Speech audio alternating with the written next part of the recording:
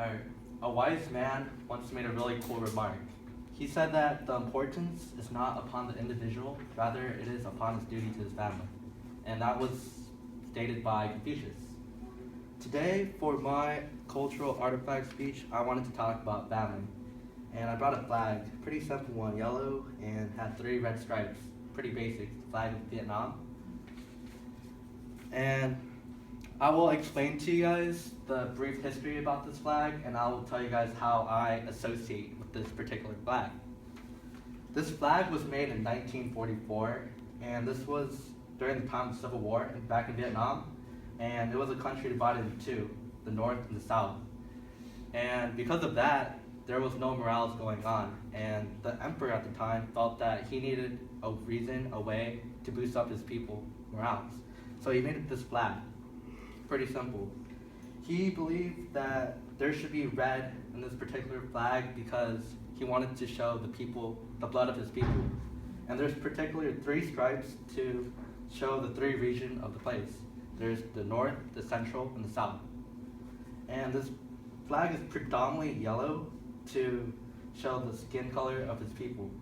By no means am I trying to be racist or anything, but that's based on my data that I researched. To me, that may not mean much, but to me it means that he boosted up his people morale and pride based on one flag. So with one flag, he was able to show a nation of thousands of people. So it showed me that you can have a lot of people, and if you guys all come together and be one and be a family, then you can achieve great things. Personally, how do I myself identify with this particular flag is pretty simple. Growing up, I am a first generation Asian American, particularly Vietnamese American, and my parents were raised in a culture back in Vietnam. So I had 2 different cultures that I could go with. I was born in the States, so I can have a culture that is based on the American media, what they portrayed, what they believe should be true, and their social norms. Or I can just go back to my family's root and my traditional Asian culture. So growing up for me, it was kind of weird. I didn't know what to do, what to associate myself with. And I decided to assimilate into the American culture. I wanted to fit in. I didn't want to be different, and I really just wanted to be normal, to be cool, I guess, and fit in. And it came to a point where I was like, wow, what am I doing? I don't even know who I am anymore. I'm forgetting my roots. I'm forgetting my background. It wasn't until high school that I finally had an epiphany. I just woke up one day and I told myself, wow, what is it that I really wanted to do? What kind of culture do I want to be a part of?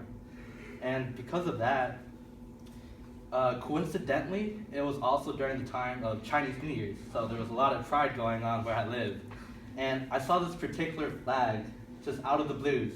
And then this flag, it was like, hey, I know that flag. I identify with that flag because that's my parents' flag.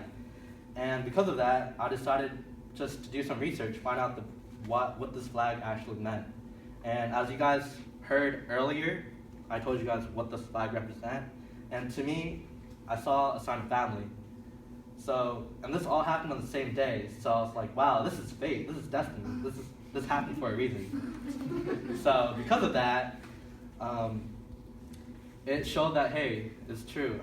What I really want in life is to place family as a core value that I have, and that's probably the culture I want to set myself to be a part of. That being said, this flag right here probably does mean a lot to me, and it really shows what kind of culture, what kind of emphasis I really want to be a part of. In closing this speech, I just want to say that from the moment that you guys were born till the day that you died, you guys have one family.